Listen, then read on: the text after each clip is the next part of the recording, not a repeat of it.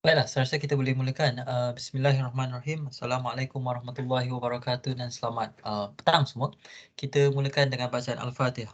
Syaitanirrajim. Bismillahirrahmanirrahim. Alhamdulillahirrabbilalamin. Arrahmanirrahim. Maliki yaumiddin. Iyyaka na'budu wa iyyaka nasta'in. Ihdinas siratal mustaqim. Siratal ladzina an'amta 'alaihim ghairil maghdubi 'alaihim waladdallin. Amin. Rabbi shrah li wa yassir li amri wahlul 'uqdatam min lisani yafqahu qawli. Amin. Baiklah, jadi selamat datang ke kelas yang kedua untuk falsafah sains. Jadi apa yang saya paparkan di skrin sekarang ni adalah jadual kelas kita. Right? Kita dah terangkan ni semalam. Jadi apa yang kita akan sambung perbincangan kita. Jadi kalau awak lihat kita dah selesaikan, kita dah membincangkan tentang yang ini, ya, yang ini. Ulang kaji sejarah etika sains ni kita dah bincangkan semalam.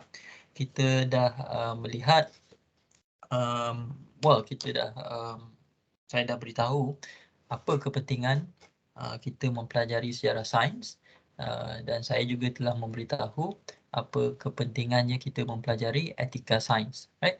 Jadi secara ringkasnya, kita belajar sejarah sains untuk menyedari bahawa sains moden yang kita nikmati, yang kita gunakan sekarang ni, yang ada sekarang ni, sains moden sekarang ini merupakan hasil sumbangan peradaban-peradaban yang berlainan. Dia bukan saja dibangunkan oleh satu peradaban saja, iaitu peradaban barat. Sebaliknya ia adalah sumbangan daripada pelbagai tamadun Yunani, tamadun Mesopotamia, tamadun India, tamadun Cina, tamadun Islam, right? Jadi itu tujuan kita mempelajari sejarah sains, so that we realize that the modern science that we have today is not just the work of one civilization, right? But it is a collaborative contribution from many different civilization, right? Dari satu segi, sains moden tu adalah warisan semua manusia, right? Dia bukan saja warisan manusia barat semata-mata, right? So itu tujuan kita mempelajari sejarah sains. Kita kena belajar sejarah sains selain daripada belajar tentang bidang-bidang masing-masing lah. Kita juga perlu mempelajari tentang etika sains, kerana sains ini boleh digunakan untuk ilmu pengetahuan sains ini boleh digunakan untuk tujuan yang baik dan juga untuk tujuan yang buruk. Jadi kita sebagai ahli sains ataupun orang yang diajar tentang ilmu pengetahuan sains ni, kita kena tahulah tujuan yang berfaedah, tujuan yang memudaratkan untuk ilmu pengetahuan sains ni. Right? Ilmu pengetahuan sains boleh digunakan untuk menyembuhkan penyakit, tapi pada masa yang sama juga ilmu pengetahuan sains yang sama juga boleh digunakan untuk membangunkan senjata misalnya. Right? Apa yang menentukan bahawa ilmu pengetahuan sains itu akan digunakan untuk menyembuhkan orang dan bukannya untuk membunuh orang, itu bergantung kepada ilmu etika yang dimiliki oleh ahli sains itu sendiri, right? Sebab ahli sains yang bertanggungjawab untuk membuat penemuan ini, untuk membuat mereka cipta semua ni. Jadi mereka ada tanggungjawab moral untuk memastikan ilmu yang telah mereka temukan dan rekaan yang telah mereka cipta itu tidak disalahgunakan, right? Jadi itu kenapa kita perlu mempelajari tentang etika sains, right? Jadi bila kita belajar sains ni, dia bukan saja kita perlu tahu tentang bidang masing-masing. Yakni kalau awak pelajar daripada program geologi, maka awak akan belajar aspek-aspek teknikal, kan, tentang teori dan eksperimen dan fakta tentang geologi. Tapi pada masa yang sama, awak juga perlu tahu tentang sejarah bidang geologi. Awak kena tahu ilmu etika atau ilmu etika yang perlu dimiliki oleh seorang ahli geologi, kan? Sama juga kalau awak daripada program pengajian biologi ataupun biosains ataupun bioteknologi, bukan saja awak perlu tahu tentang teori-teori biologi, tentang eksperimen-eksperimen bioteknologi, kan. Awak juga perlu mengetahui tentang sejarah bidang biologi itu sendiri. Siapa tokoh-tokoh besar dalam bidang biologi, dalam bidang genetik, dalam bidang bioteknologi. Awak juga perlu tahu tentang apakah kegunaan-kegunaan yang berfaedah untuk ilmu biologi, dan pada masa yang sama juga tahu bagaimana ilmu biologi boleh disalahgunakan untuk tujuan-tujuan yang memudaratkan. Right? Jadi selain daripada mengetahui tentang aspek teori, eksperimen dalam bidang pengajian masing-masing, dalam bidang sains, kita juga perlu mengetahui tentang sejarah bidang kita dan juga tentang etika, yang akhirnya etika tu yang akan membatas, yang akan menjadi sempadan kepada apa yang boleh kita buat, apa yang tak boleh kita buat dengan ilmu yang kita ada tu. Right? Jadi kita dah satu tu. Jadi kita nak bergerak ke bahagian seterusnya, iaitu tentang falsafah sains. Right? Jadi pertamanya, apa itu falsafah sains? Right? Apa itu, kita kena tahu dululah apa itu falsafah sains sebelum kita boleh membincangkan kenapa kita kena belajar falsafah sains. Right? Uh, Falsafah sains ni adalah um, dia adalah cabang ilmu falsafah, right? Yang tujuannya adalah untuk menyiasat bagaimana ahli sains melakukan penemuan. Right? Kan kalau kita kita kita tahu dalam sains ada banyak fakta-fakta berkenaan alam ini, kan. Sains memberitahu kita bahawa alam semesta ini berusia 14 bilion tahun, 14,000 juta tahun. Sains juga memberitahu kita bahawa dari segi genetik, kita sebagai manusia dengan kita dan monyet mempunyai kesamaan genetik yang sangat rapat. Right? Ilmu sains juga memberitahu kita bahawa suatu masa dahulu semua benua di bumi ini bercantum, kan. Kemudian setiap satu benua ni dia bergerak perlahan menjauhi satu sama lain. Ilmu sains juga memberitahu bahawa unit terkecil, kalau unit terkecil yang membina jirim, right, adalah atom. Kemudian dalam atom tu ada nukleus, dalam nukleus tu ada lagi zarah-zarah zarah-zarah yang lebih halus yang membina semua jirim-jirim yang kita lihat di sekeliling kita ni. Tapi secara umumnya sains memberitahu kita bahawa meskipun kita dapat melihat banyak objek-objek yang pelbagai warna, bentuk, sifat di sekeliling kita, tapi akhirnya pada tahap mikroskopik, semua jirim-jirim semua benda yang berada di sekeliling kita ni semua terbina daripada gabungan unit-unit kecil yang dipanggil sebagai atom. Jadi sains memberitahu kita banyak benda tentang tentang alam semula jadi. Falsafah sains cuba menyiasat bagaimana ahli sains tiba kepada fakta-fakta ini. Dan kalau ahli sains kata semua benda terbina daripada atom, right? Macam mana ahli sains boleh mendapat tahu tentang fakta itu, kan? Adakah sebab atom misalnya, kita tak boleh lihat atom dengan mata kasar kita, kan? Tapi ahli sains mendakwa bahawa atom itulah yang membina semua jirim yang berada di sekeliling kita. Right? Ahli sains mendakwa bahawa ada satu daya yang dinamakan graviti yang menyebabkan bulan bergerak mengelilingi bumi, kan. Tapi kita tak boleh nampak pun daya graviti itu. Jadi macam mana kita tahu daya graviti itu wujud, right? Jadi dalam falsafah sains, kita berminat untuk menyiasat macam mana kalau ahli sains membuat sesuatu dakwaan tentang alam ini, right? Macam mana mereka, apa bukti mereka untuk mengatakan sedemikian. Misalnya kalau mereka kata ada satu daya yang bernama graviti yang mengikat, kan, ke semua jasad-jasad di alam semesta ni. apa buktinya bahawa dia graviti itu wujud, kan? Kalau ahli sains mengatakan bahawa semua jirim terbina daripada atom, macam mana dia orang tahu atom tu wujud, kan? Apa buktinya, right? Jadi secara ringkasnya, right, falsafah sains ni kita nak tahu macam mana ahli sains mengetahui tentang alam semula jadi, macam mana ahli sains menyiasat melakukan penyelidikan ke atas alam semula jadi ni, right? Jadi kalau katakan awak pernah mendengar satu fakta sains, kan, satu fakta misalnya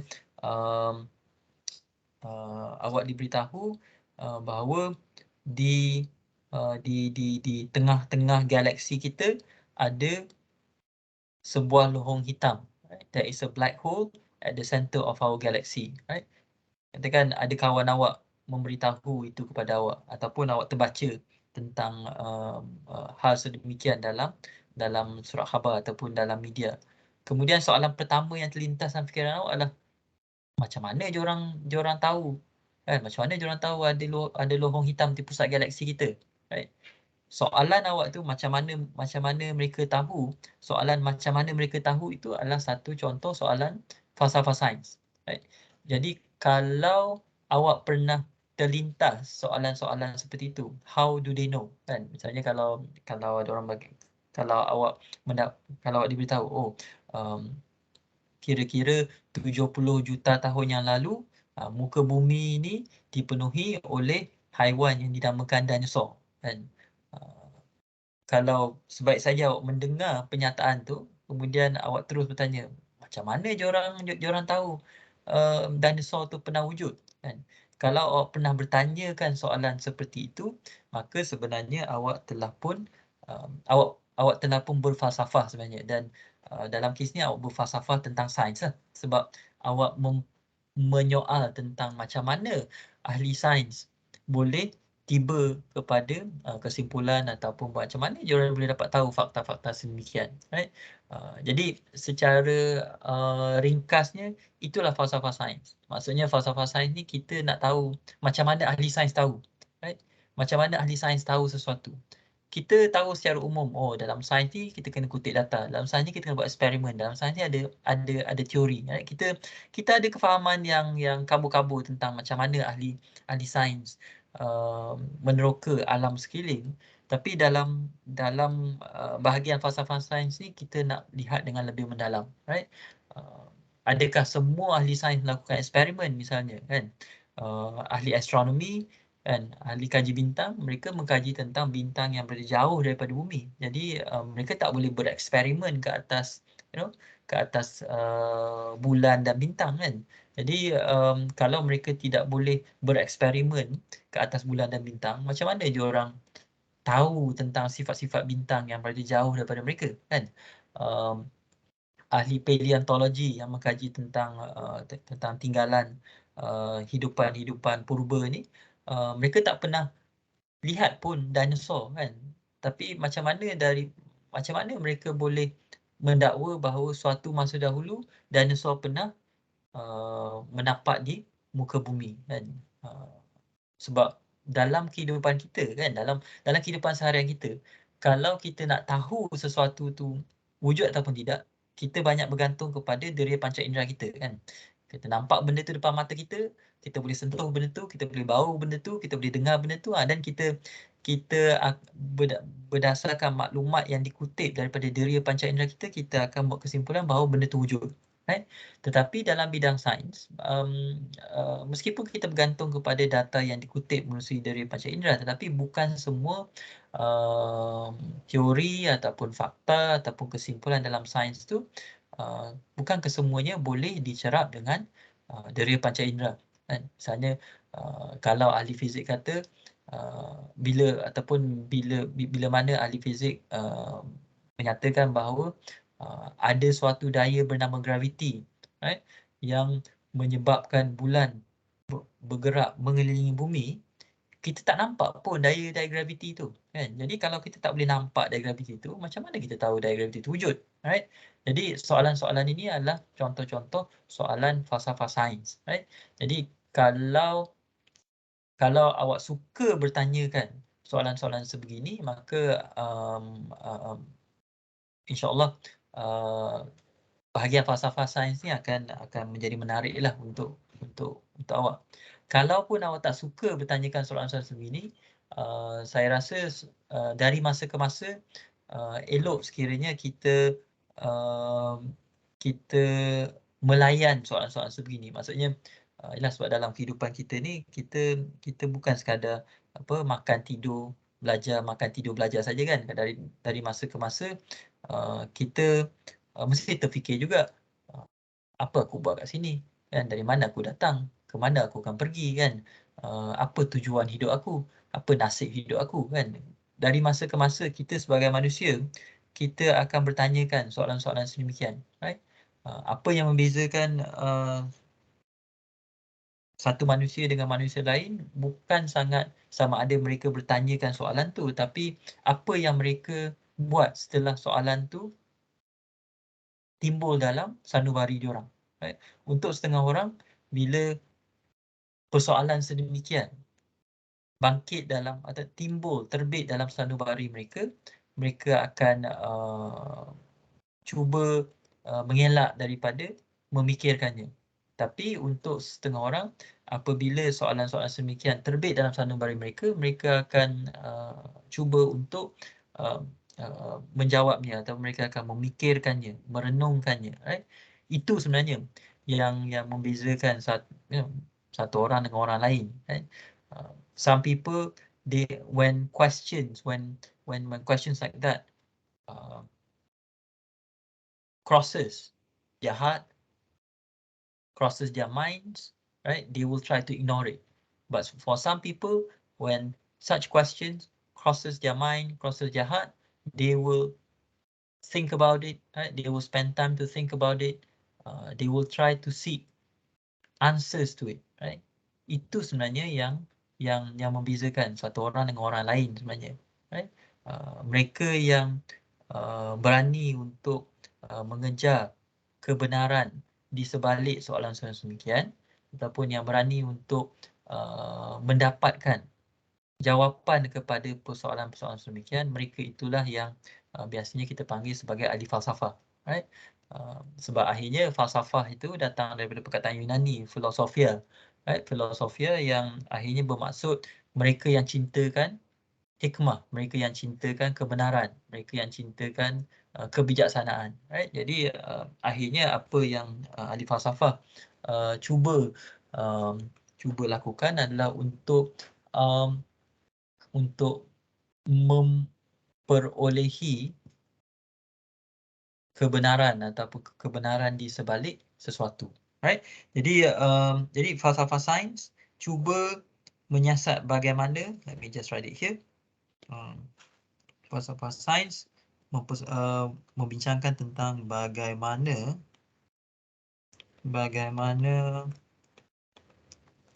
ahli sains mengetahui sesuatu, right? Bagaimana ahli sains mengetahui sesuatu, dan sesuatu itu biasanya berkait dengan sains lah. Bagaimana ahli sains mengetahui daya graviti wujud, bagaimana ahli sains mengetahui bahawa manusia dan monyet berkongsi 99.9% kandungan genetik, bagaimana ahli sains mengetahui bahawa dinosaur pernah hidup di muka bumi, bagaimana ahli sains mengetahui semua benda terbina daripada atom, right? Jadi bila kita mula bertanyakan soalan sebegini, bagaimana ahli sains mengetahui sesuatu, kita sebenarnya sudah mula berfalsafah, right? Berfalsafah tentang sains lah, right? Kenapa persoalan bila kita dah faham apa yang dimaksudkan dengan falsafah sains, soalan yang berikutnya yang kita nak jawab adalah kenapa falsafah sains ni penting, right? Memanglah kita boleh menyoal macam mana ahli sains tahu dinosaur pernah wujud, macam mana ahli sains tahu graviti ni wujud, kan, daya graviti ni wujud. Tapi akhirnya kita nak tahu juga kenapa aku kena tanya soalan macam ni, kan? Apa kepentingannya aku dapat jawapan kepada soalan-soalan sebegini, kan? Dan pada pandangan saya, penting untuk kita mengetahui bagaimana ilmu sains, bagaimana ahli sains mengetahui sesuatu itu, sebab itu berkait dengan tahap kepercayaan kita kepada sains. Maksud saya, soalan persoalan bagaimana ahli sains mengetahui sesuatu berkait dengan persoalan sejauh manakah kita patut mempercayai ahli sains ataupun sains, right? So the issue of how scientists know something, right, is related to what extent should we trust scientists, right? Dan dari satu segi ini tidaklah begitu susah untuk kita fahami, kan? Kalau katakan kita ada kawan, kan? Bukan katakan, memang kita ada kawan. Katakan kita ada seorang kawan ni, tahap kepercayaan kita dengan kawan tu, right, akan bergantung pada banyak faktor lah. Akan bergantung pada perwatakan dia, pada sejarah dia, pada perangai dia, right, kepada ciri-ciri dia. Katakan kawan awak tu dia datang berjumpa awak selepas ni, lepas dia kata, esok ada promosi di Starbucks, di Bangi Gateway tu, ada promosi beli satu dapat satu, right? Katakan dia datang berjumpa awak, lepas tu dia beritahu benda tu, kan, besok ada promosi, jualan promosi, beli satu dapat satu, kan. Saya rasa untuk kebanyakan daripada kita di sini, soalan pertama yang kita akan tanya adalah, macam mana kau tahu? Macam mana kau tahu besok akan ada jualan beli satu dapat satu di Starbucks Bangi? Jadi soalan bagaimana kau tahu tu, itu sebenarnya adalah soalan falsafah sebenarnya. Right? Ia adalah soalan bersifat falsafah. Maksudnya awak nak, sebelum awak percaya kawan awak, apa yang kawan awak khabarkan itu, awak nak tahu terlebih dahulu macam mana dia tahu tentang perkara tersebut, right? Jadi di situ kita boleh lihat bagaimana isu kebolehpercayaan, right? Kebolehpercayaan kita kepada sains, kepada ahli sains tu banyak bergantung kepada kefahaman kita tentang bagaimana ahli sains mengetahui sesuatu, right? Sebab kadang-kala dakwaan ataupun khabar yang diberitahu oleh ahli sains ni, yalah, dia untuk orang-orang awam, ianya sangat menakjubkan. Dalam erti kata, ahli sains mendakwa bahawa di pusat galaksi kita ada lubang hitam, kan. Macam mana dia orang tahu benda tu, kan? Jadi untuk orang dan untuk orang awam yang tak tahu bagaimana ahli sains melakukan penyelidikan, macam mana ahli sains melakukan penyiasatan mereka, dakwaan sedemikian ataupun kenyataan sedemikian akan berbunyi sangat wow, kan, sangat menakjubkan, kan. Jadi macam satu perkara yang boleh membangkitkan rasa takjub yang melampau, kan. Dahsyat boleh tahu pasal lubang hitam di pusat galaksi kita, kan. Setengah orang awam akan berpandangan sedemikian. Tapi ada juga orang awam yang akan berfikiran sebaliknya. Ada yang kata, betul ke ada lubang hitam di pusat galaksi kita? Macam mana ahli sains tahu, kan? Dan kalau kita sebagai ahli sains ataupun kalau kita sebagai pelajar sains, kita tidak boleh menjelaskan kepada orang awam bagaimana kita dalam bidang sains melakukan penyelidikan kita, macam mana kita membuat kesimpulan berdasarkan data yang dikutip daripada pemerhatian, daripada eksperimen. If we cannot explain, kalau kita tidak boleh menerangkan kepada orang awam bagaimana ilmu sains itu diperolehi, bagaimana ilmu sains itu dibangunkan, maka kemungkinan besar orang awam tak ada sebab pun nak percaya pada kita, kan? Sebab katakan kalau mereka diberitahu bahawa ada lorong hitam di pusat galaksi, kan?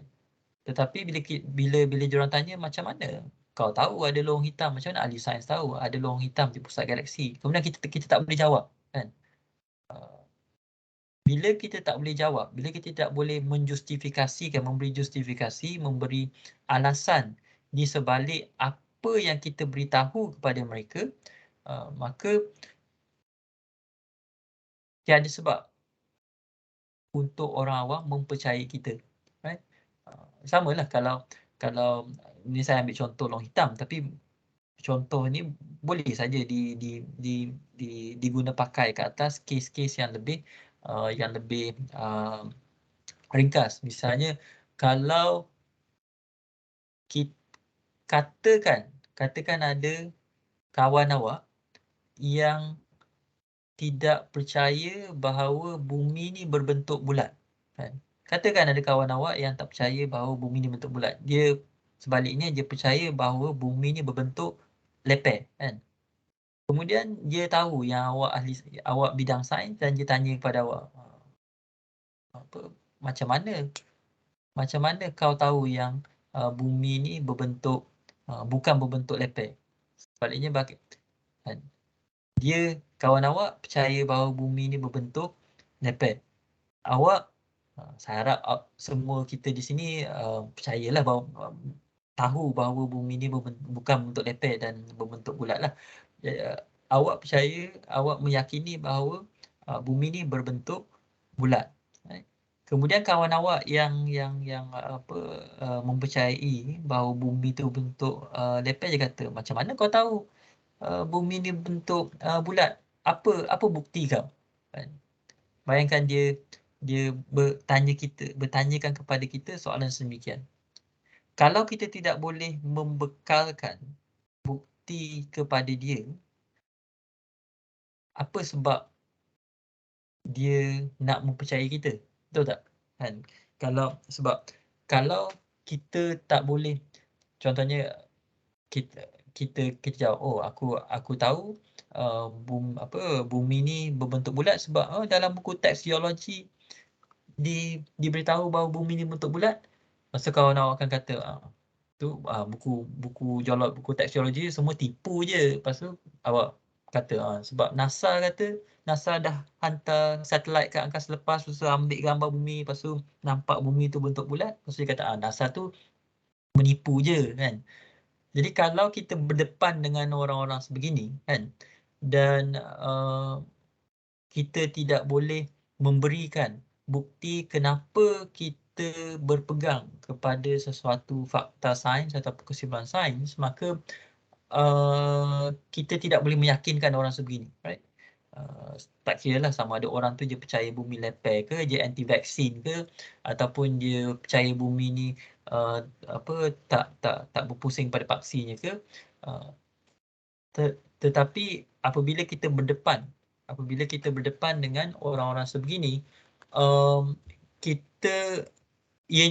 is not enough, right? It is not enough to simply tell him or her the facts. Maksudnya, bila kita nak meyakinkan orang-orang sebegini, orang-orang yang ada kedegilan sebegini, yang degil sebegini, ianya tidak memadai untuk kita hanya beritahu, oh, bumi ni bulat sebab ahli sains kata bumi ni bulat, ataupun sebab NASA kata bumi ni bulat, kan? Vaksin ni bagus sebab Kementerian Kesihatan kata ni bagus, kan? Sebab untuk orang-orang sebegini, mereka perlukan bukti. Mereka tuntut bukti daripada kita, kan? Kalau kita meyakini bahawa bumi ni berbentuk bulat, kan, kenapa kita berpendirian sedemikian, kan? Boleh tak kita bekalkan, boleh tak kita berikan bukti kenapa kita berpendirian sedemikian?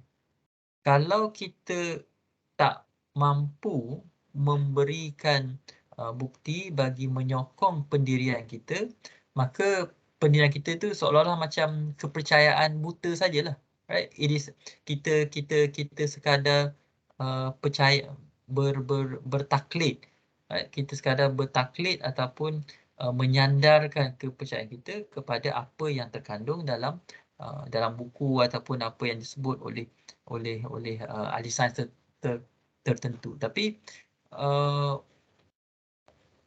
dan itu tidak mencukupi untuk orang-orang, itu tidak mencukupi sekiranya kita ingin meyakinkan orang-orang yang berbeza pendapat dengan kita, right? So if we want to convince the flat earthers that the earth is actually round, we must be able to give them the reasons why we think the earth is round. How do scientists determine that the earth is round, right? Maksudnya kita kena memberikan, bukan saja bagi fakta, tapi kita kena menerangkan kepada diorang macam mana ahli sains menjalankan penyelidikan sehingga mereka membuat kesimpulan bahawa bumi ni berbentuk bulat, right?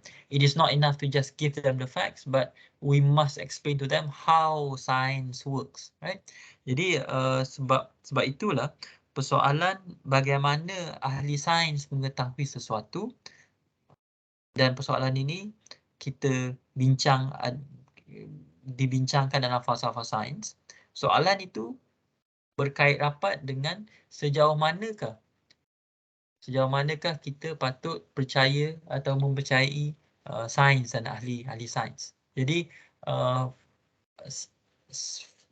mengetahui falsafah sains tu penting sekiranya kita ingin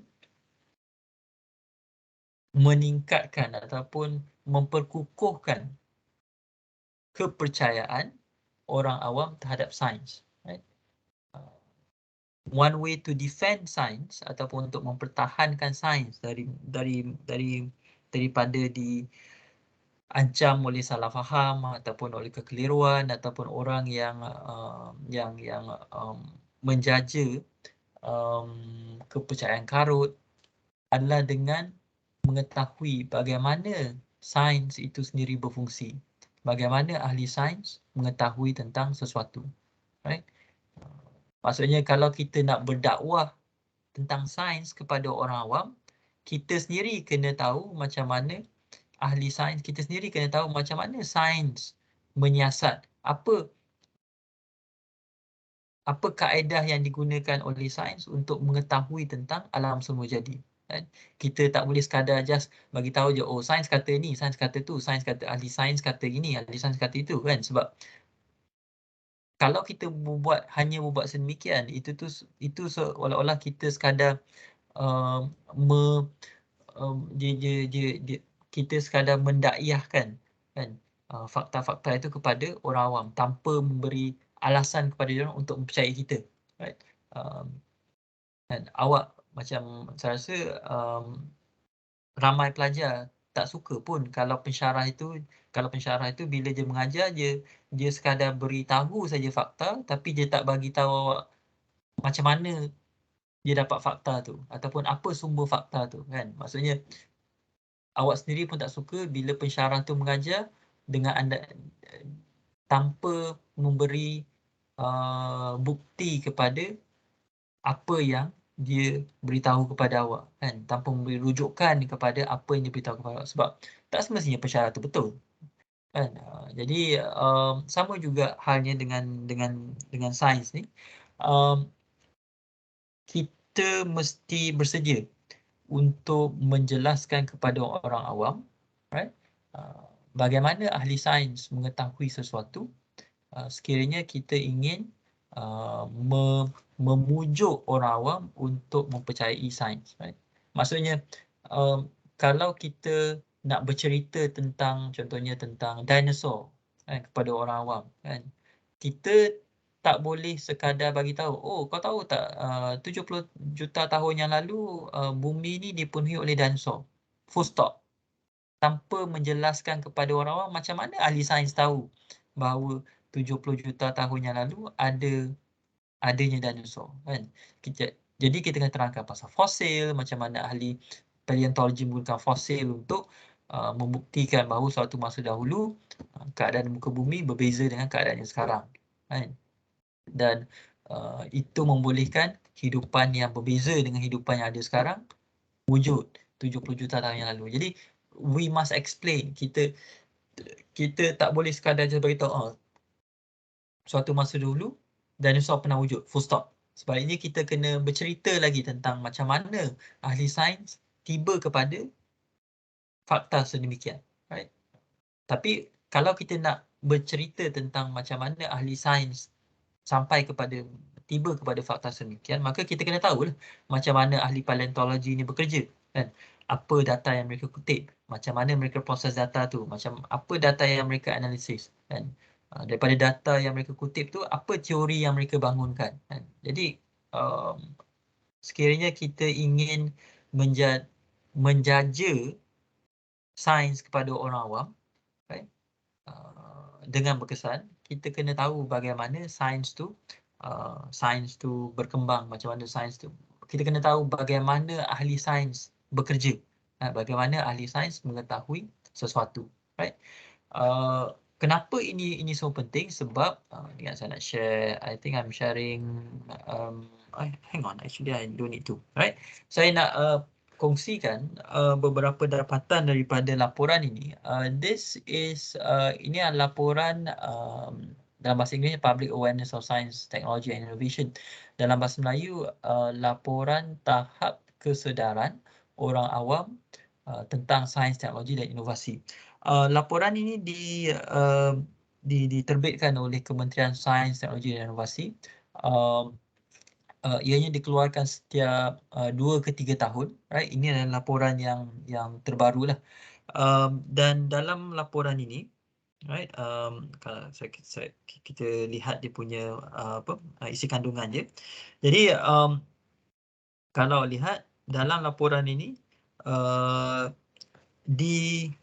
diceritakan tentang apa tentang sains yang menarik minat orang awam, public interest and perceived knowledge of science, technology and innovation. Jadi ada hasil soal sidik yang memberitahu bagaimana tahap kesedaran orang awam tentang fakta-fakta sains tertentu, right? Kemudian ada dibuat analisis dari segi dari segi demografi, dari segi jantina, dari segi usia, dari segi latar belakang pendidikan, semua itulah.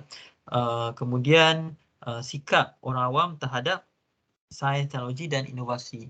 Orang awam ni menyokong ke ataupun neutral ke ataupun menentang ke sains dan teknologi, right? Dan di bawah tu adalah sikap orang awam terhadap penyelidikan sains, right?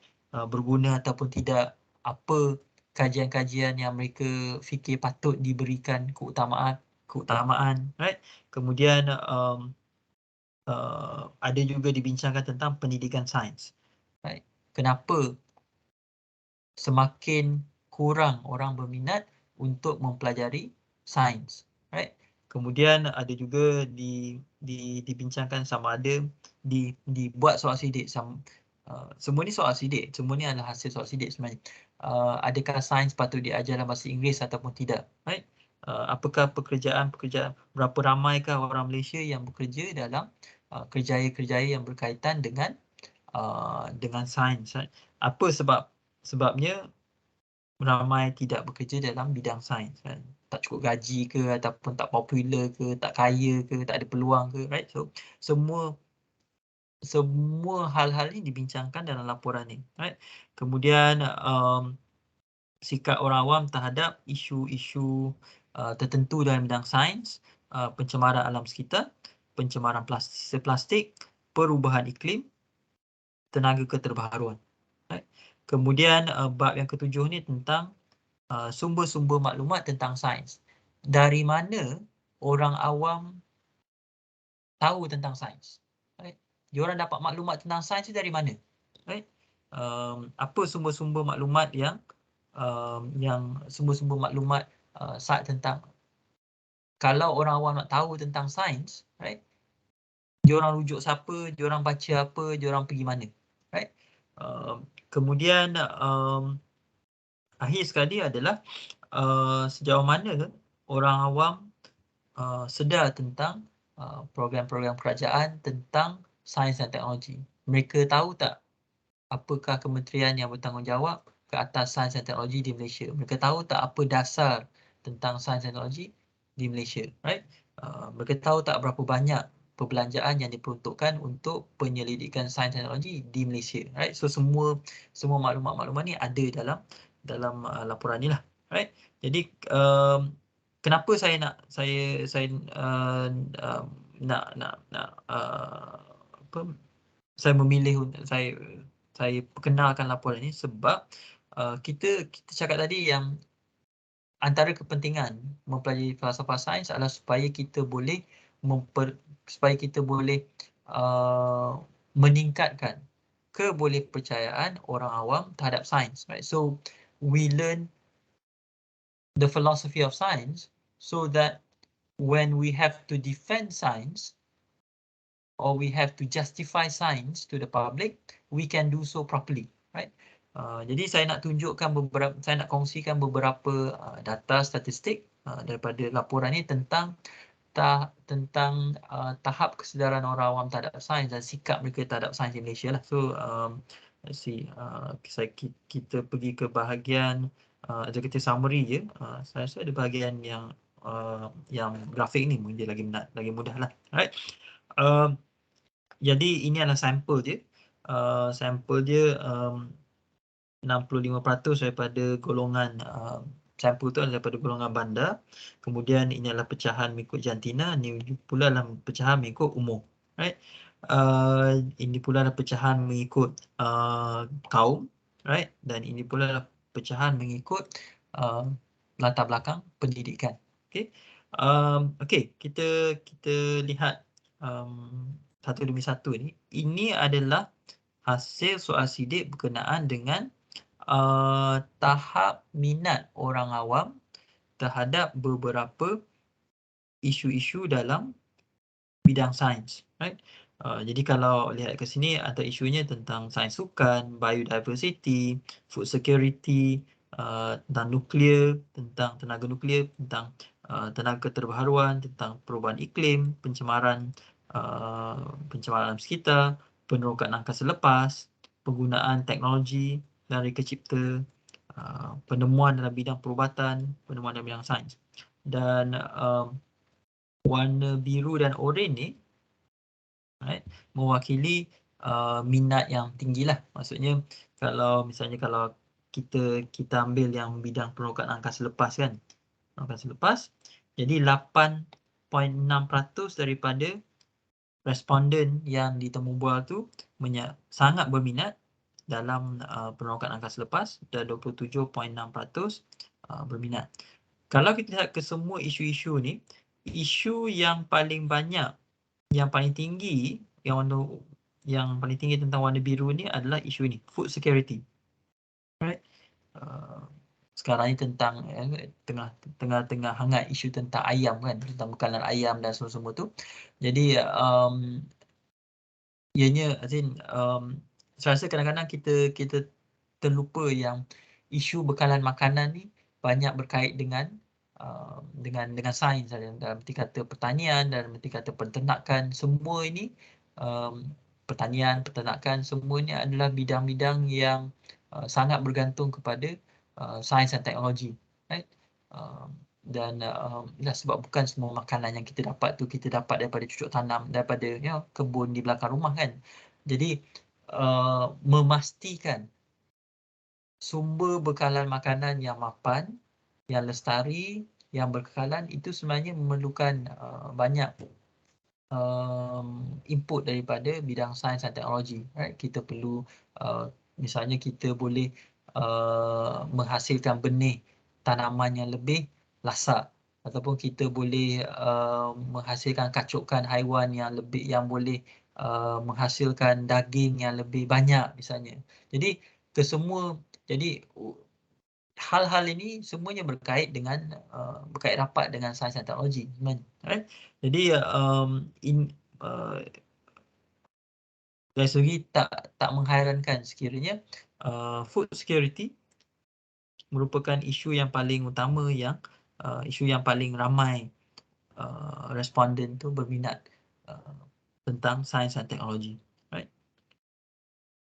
Kita pergi ke bahagian yang tu. Yang ini pula adalah hasil soal tentang berapa banyak diorang tahu tentang isu-isu ini. Right? Jadi sekali lagi, bukan sekali lagi, well,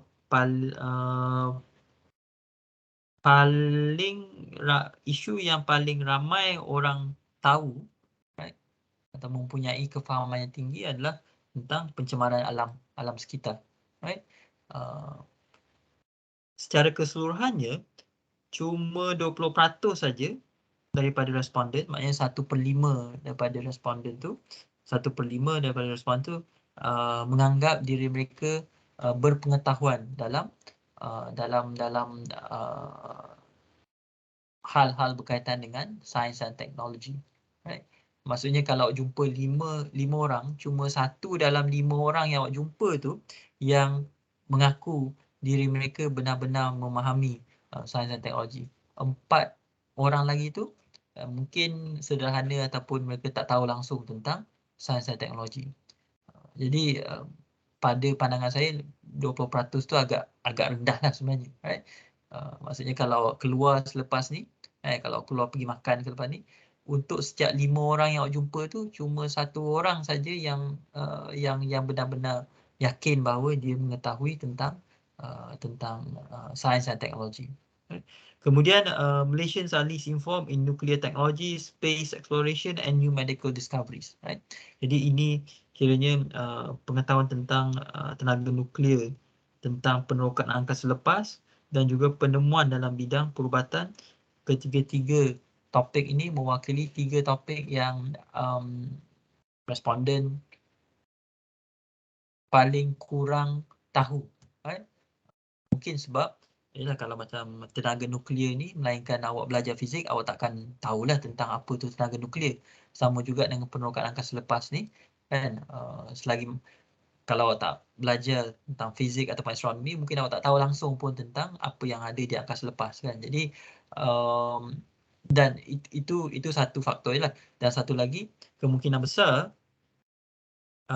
orang awam lebih banyak tahu tentang tenaga nuklear dan tentang penerokan angkasa lepas daripada filem-filem ataupun daripada drama-drama televisyen, kan, yang mereka tonton berbanding dengan mempelajarinya di sekolah ataupun di universiti. Right? Jadi that might be the reason why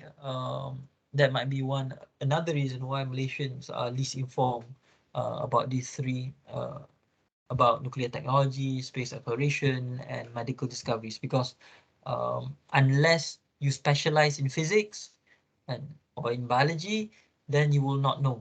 Mereka tak akan ada peluang untuk belajar dan tahu tentang benda-benda ni, right? So ini pula adalah dapatan yang saya rasa yang paling menarik kot antara semua-semua kat sini. Ini pula adalah tahap pengetahuan orang awam tentang sains dan teknologi. Jadi macam mana kita nilai perkara ni? Orang awam diberikan beberapa pernyataan, right? So these are the statements, right? The earth travels around the sun. The center of the earth is very hot. Haze occurs when dust and smoke particles are caused to accumulate in dry air. Water makes up 60 to 70% of our body weight. The continents have been shifting for millions of years. Vaccines are created from weakened bacteria. Electrons are smaller than atoms. A baby's gender is determined by its father's genes. All radioactivity is man-made. Antibiotics kill viruses as well as bacteria. Jadi responden akan dibekalkan pernyataan-pernyataan ini, kemudian mereka perlu jawab sama ada mereka merasakan berpandangan pernyataan ini betul ataupun salah. So in a way, jadi dari segi kesemua pernyataan ini adalah fakta-fakta sains sebenarnya. Dan mereka responden diminta untuk menilai sama ada pernyataan ini benar ataupun salah. Right? Jadi peratusan di sini yang di atas ni, yang ni, ini adalah peratusan responden yang memberi jawapan yang betul kepada setiap satu pernyataan ini. Right? Maksudnya kalau kita ambil satu pernyataan tentang ini, electrons are smaller than atoms. Pernyataan ini, elektron lebih kecil daripada atom. Pernyataan ini pernyataan yang betul. Right? Jadi kalau kita lihat yang kuning kat sini, 44.4. Maksudnya hanya 44.4 daripada responden berjaya memberikan jawapan yang betul untuk pernyataan ini. Maksudnya kalau ada 100 orang responden, hanya 44 responden saja yang sedar bahawa pernyataan electrons are smaller than atoms ni adalah pernyataan yang betul. Right? 54 orang lain, 56 orang lain tak tahu sama ada pernyataan ni betul ataupun salah, ataupun mereka menganggap pernyataan ni salah. Right? Meaning that less than 50% of Malaysians know that electrons are smaller than atom. Right? Itu maksud je. Right?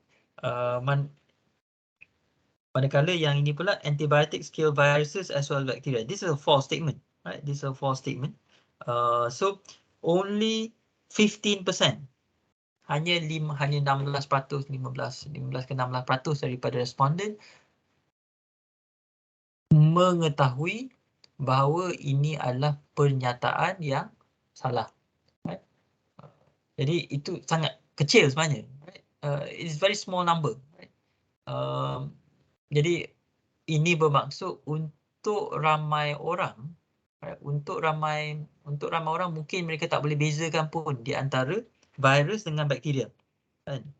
Virus dengan dia tak boleh bezakan pun. Dan saya rasa ini akan memberi kesan besar kepada usaha kita untuk melawan COVID-19 kan, sebab wabak COVID-19, virus COVID-19 ni dia salah satu penyelesaian, salah satu bukan ubatnya, tapi salah satu cara untuk kita melawan wabak COVID-19 ni adalah dengan menggalakkan orang untuk mengambil vaksin kan. Jadi penerimaan terhadap vaksin tu bergantung kepada orang yang nak disuntik vaksin tu, dia orang faham ke tidak vaksin ni apa sebenarnya kan, dan apa sebenarnya yang vaksin boleh buat untuk tubuh badan kita kan. Dan mereka pun patut tahu beza di antara virus dengan bakteria kan, and they need to know how vaccines work kan. Sebab saya rasa kalau orang tu faham bagaimana vaksin berfungsi, persoalan mereka takkan terkejut kalau kita kena ambil dos pertama, dos kedua, dos penggalak, sebab vaksin bukan ubat. Right? Vaksin adalah sesuatu yang kita suntik dalam tubuh badan kita untuk mengajar sistem pertahanan badan kita untuk menumpaskan virus tu. Right? Vaksin is not a cure. It's not, dia bukannya kita ambil vaksin lepas tu selama-lamanya kita akan kebal kepada virus tersebut. It doesn't work that way, right? Seorang yang dah diberi suntikan vaksin pun boleh jatuh sakit juga, cumanya kesannya tidaklah begitu serius, right? Rasa kalau orang awam faham bahawa vaksin bukanlah ubat, right? Golongan yang enggan divaksin tu mungkin akan lebih kurang lah. Maksudnya lebih ramai akan maksudnya takkan adalah orang-orang yang mempersoalkan kenapa nak ambil vaksin, aku ambil vaksin pun aku jatuh sakit juga kan. Kita ada orang macam tu yang mempertikaikan kenapa kita ambil vaksin, sebab kalau ambil vaksin pun kan sakit juga kan. Walhal untuk kita yang belajar biologi, untuk kita yang belajar sains, kita tahu kalau kita ambil vaksin, untuk jatuh sakit selepas mengambil vaksin itu adalah satu yang semula jadi, sebab memang itu cara vaksin melatih dan mengajar tubuh badan kita untuk melawan serangan virus itu, kan. Dan ini juga menunjukkan bagaimana kefahaman yang betul tentang sains itu boleh mempengaruhi sikap kita terhadap sesuatu dasar kerajaan, kan. Kerajaan dia wajibkan semua orang, bukan wajibkan, dia menggalakkan semua orang untuk divaksin, kan. Tapi kalau kita sendiri tak faham apa tu vaksin, bagaimana vaksin berfungsi, apa beza di antara virus dengan bakteria, maka tidak mengherankan sekiranya ramai orang takut ataupun menolak untuk divaksin, right? Sebab benda itu jadi suatu yang sebab mereka menganggap vaksin tu adalah semacam ubat, kan, macam Panadol. Pening kepala makan Panadol lepas tu hilang sakit tu, kan. Sedangkan vaksin tidak berfungsi macam tu, kan. Ialah untuk barangkali untuk ramai orang awam, mereka akan membandingkan pengalaman mereka mengambil vaksin dengan pengalaman mereka mengambil ubat, kan. Kalau mereka ambil ubat, kan, katakan dia orang sakit kepala, pening kepala, dia ambil Panadol, sakit itu akan hilang, right? Jadi itu adalah gambaran dia orang tentang bagaimana ubat berfungsi, kan. Tapi bila ambil vaksin, kan, bukannya kita disuntik vaksin hari ini, lepas tu kita akan jatuh sakit untuk beberapa hari, kan. Dan untuk orang awam yang sudah terbiasa dengan ubat, kan, dia akan sepelik. Kenapa bila aku ambil Panadol aku jadi semakin sihat, tapi kenapa ambil vaksin aku jatuh sakit, kan? Jadi bila mereka tak faham beza di antara vaksin dengan ubat, kan, itu akan membuatkan mereka rasa curiga terhadap keperluan mengambil vaksin. Kenapa nak ambil vaksin? Aku ambil vaksin pun aku jatuh sakit juga, kan. Dan bila mereka ada rasa curiga macam tu, kemudian ditambah pula mereka baca daripada WhatsApp, daripada media sosial, Telegram, pasal ada makcik-pakcik yang di kampung yang kata vaksin ni adalah konspirasi Yahudi semua-semua ni, maka kita tak terkejut kalau ramai orang yang enggan divaksin, right? Dia tak semestinya orang yang enggan divaksin ni orang yang tak pandai ataupun orang yang anti sains, tapi mereka mendapat maklumat, bukan maklumat salah, mereka tak ada pengetahuan sains yang mencukupi untuk menilai maklumat yang diberitahu kepada mereka, right? So ini bermaksud kalau kita nak meyakinkan orang untuk mengambil vaksin, kita kena check dulu diorang ni ada tak pengetahuan asas tentang biologi, kan. Kalau diorang tak ada, maka kita kena ajar dululah benda tu kepada diorang, kan. Kita kena terangkan, oh vaksin ni apa, virus ni apa, bakteria ni apa, kan.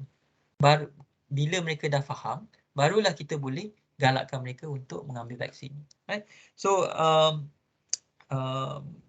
ini apa itu apa kegunaan, bukan kegunaan lah, maknanya itu antara perkara yang berkait dengan data statistik ini. Kemudian selepas tu I think apa yang last kali sebelum kita berhenti ini pun agak menarik juga. Responden ditanya, adakah keempat-empat perkara ini, paranormal sightings, fortune telling, faith healing and astrology, adakah keempat-empat perkara ini tergolong dalam bidang sains ataupun tidak? Paranormal sighting ni maksudnya melihat benda-benda gaib, pasal UFO semua ni. Fortune telling, tilik nasib. Faith healing ni maksudnya mengubat secara batin lah kiranya, right? Astrology ni adalah menentukan nasib berdasarkan bintang semua ni. Jadi responden ditanya sejauh manakah keempat-empat perkara ini tergolong dalam bidang sains. Jadi kalau lihat